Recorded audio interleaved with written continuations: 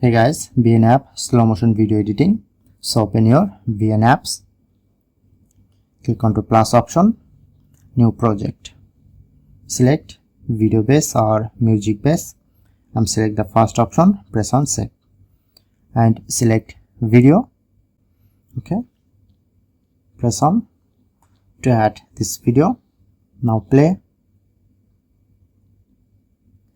If you want to increase or decrease video speed, so look here, showing you to speed option. So if you want to use suggest feature, or press on to regular,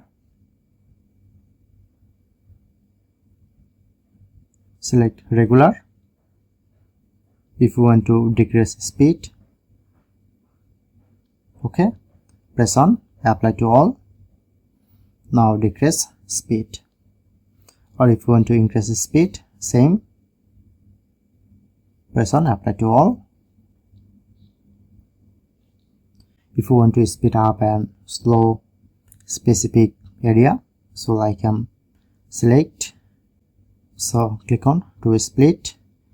Just select, just separate the area